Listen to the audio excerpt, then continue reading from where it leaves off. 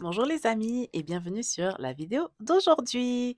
Alors je voulais parler d'un petit sujet, je pense pas que ça va être une vidéo très très longue, hem, mais il faut savoir que la perception que les femmes ont de ce qui est attirant est très différent de ce que les hommes, eux, perçoivent comme attirant. La petite anecdote est très personnelle ici, c'est que j'avais fait un post sur une de mes stories d'Instagram où j'invitais donc mes abonnés à choisir une tenue pour un date night. J'avais précisé que c'était pour un date de nuit, donc un resto le soir et tout et tout. Et j'avais quatre tenues. Alors j'ai fait un petit sondage et c'est tellement important d'avoir ce genre de données parce que effectivement, les résultats étaient assez stupéfiants. Donc je vais vous montrer le post que j'avais fait pour que vous puissiez voir les pourcentages. Donc voilà les tenues, d'accord? Je vais vous les montrer en individuel. Mais il faut savoir que, la tenue qui a eu le plus, de réponses était celle-ci,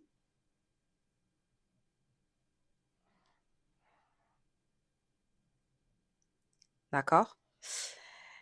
Et cette tenue-là, c'est la tenue où il y a uniquement des femmes qui ont voté pour cette tenue.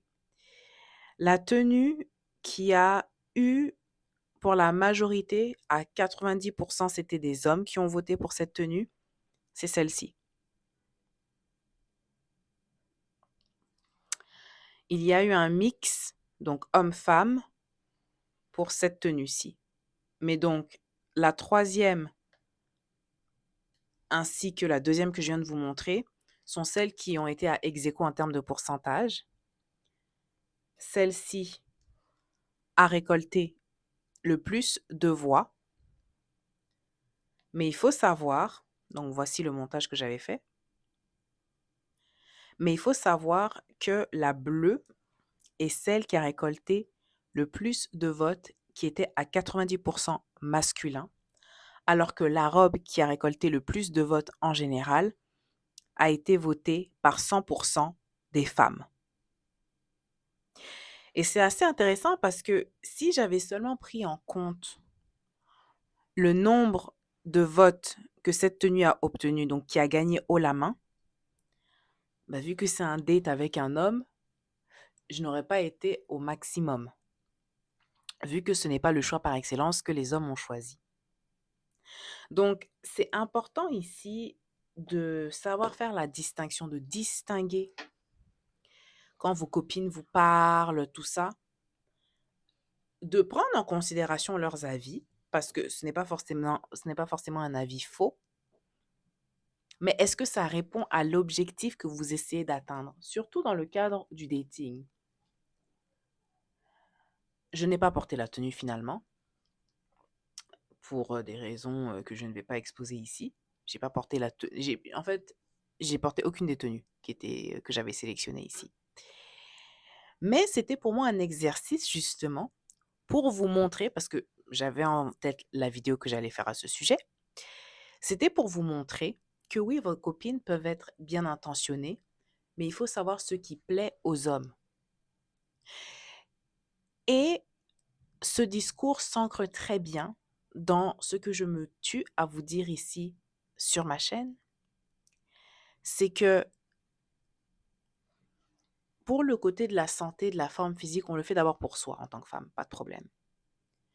Mais il faut sortir du canevas comme quoi un homme va t'aimer comme tu es. Ce n'est pas vrai. Les hommes, en tout cas, si tu cherches à être dans une relation épanouie, si tu cherches à construire un foyer, si tu cherches à être en relation sérieuse, il faut prendre en considération ce que les hommes aiment. Il faut le prendre en considération. On ne peut pas continuer à faire abstraction de ça parce qu'il doit juste nous aimer comme on est. C'est une idéologie, c'est très utopique en fait, parce que ça ne reflète pas la réalité. Si je m'étais présentée avec la tenue qui a été sélectionnée par le plus de femmes, oui, j'aurais été jolie. Like, I'm beautiful anyway. J'aurais été jolie, c'est vrai. Mais j'aurais été beaucoup plus attirante avec la tenue qui a été largement sélectionnée par les hommes. Parce que pour eux, c'est ça qui est sexy, c'est ça qui était approprié pour l'occasion. L'autre était tout aussi approprié, mais pas au travers de la perception et du regard d'un homme. C'est très important ce que je vous dis, parce que c'est en corrélation directe avec l'histoire de la remise en forme, avec l'histoire de la taille, des formes, de l'harmonie physique. Ça va avec. Maintenant, je vous ai également dit que beaucoup d'hommes vont vous mentir parce qu'ils savent qu'ils ne peuvent pas avoir les femmes qu'ils désirent réellement. Donc, ils vont vouloir vous maintenir dans la médiocrité parce que tant et pour autant que vous êtes dans la médiocrité, il n'y a personne d'excellent qui pourra venir vous chercher. Elle est là la vérité. C'est que vous serez condamné à rester dans un milieu médiocre et donc ces hommes-là auront accès à vous. Écoutez les conseils, écoutez les avis et les opinions du type d'homme que vous recherchez.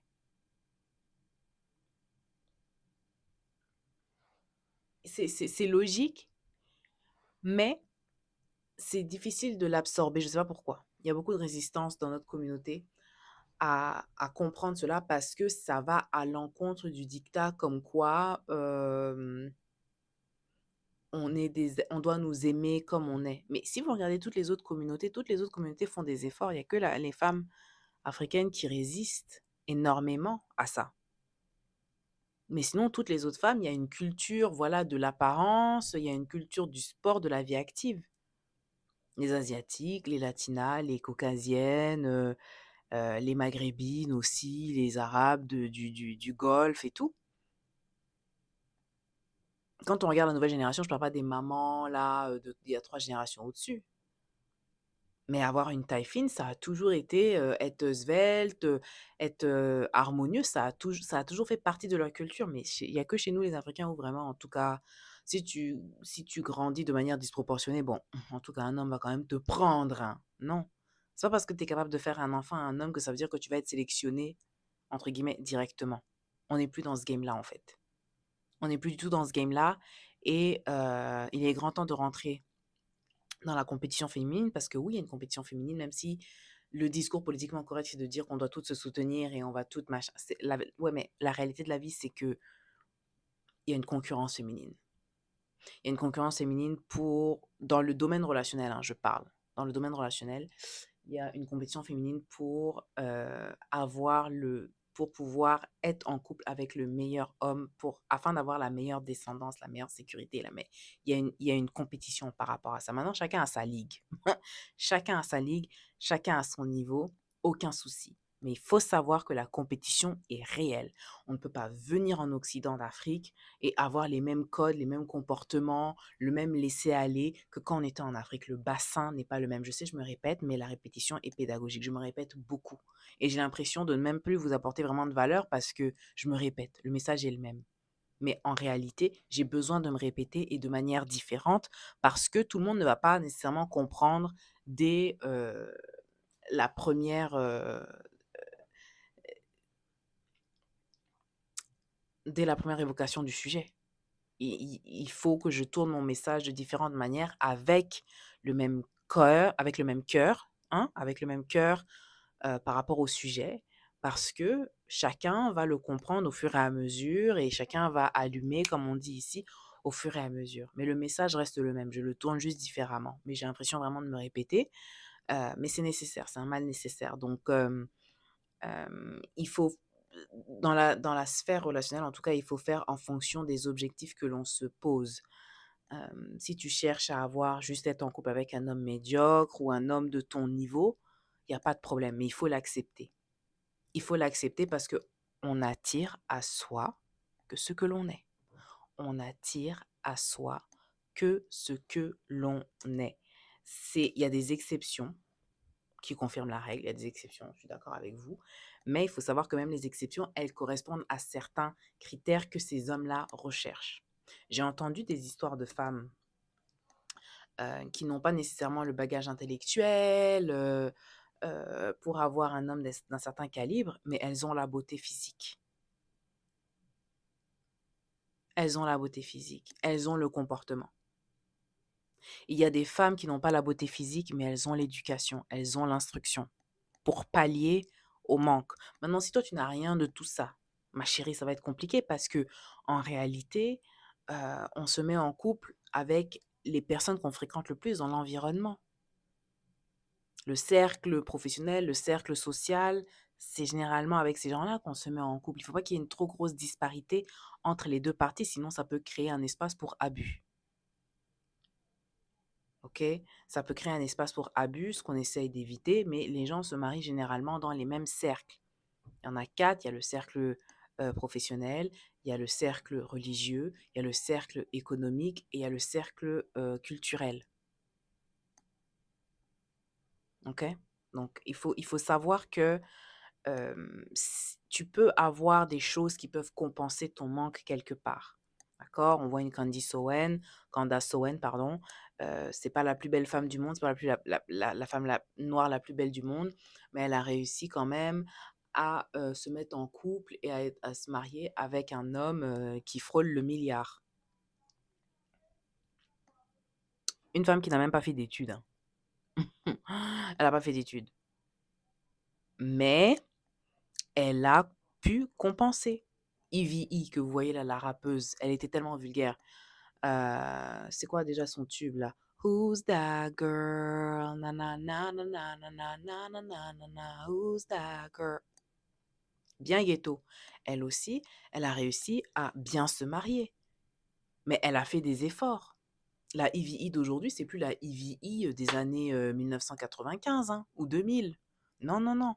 Elle s'est bien rebrandée et elle a su pallier à certains de ses manquements. Elle avait le cercle économique, clairement. Elle avait le cercle économique et le cercle culturel, parce que je pense qu'elle est chrétienne aussi, et son mari est également chrétien. Mais elle était dans le cercle économique.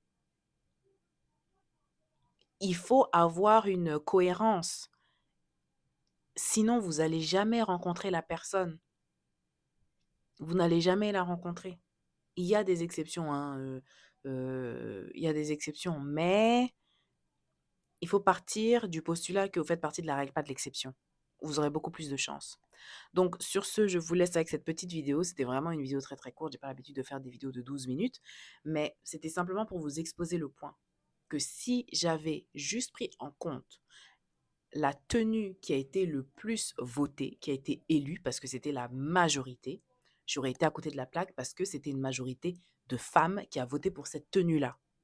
Les hommes, 90% d'entre eux ont voté pour la tenue bleue avec les bottes montantes. Donc j'aurais été complètement à côté de la plaque.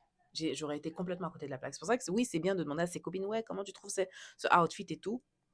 Mais si vous avez un frère ou un bon ami qui peut même être de l'autre côté, demandez leur avis. Demandez leur avis. Parce que vous pouvez facilement vous mettre à côté de la plaque. Toutes les tenues étaient belles, mais celle qui allait faire le plus de dégâts, entre guillemets, celle qui était la mieux appropriée, ce n'était pas la tenue votée par les femmes, c'était la tenue votée par les hommes. Compte tenu du contexte que j'avais bien énoncé dans ma story. Sur ce, je vous souhaite une bonne journée. Je vous aime. Ciao, ciao.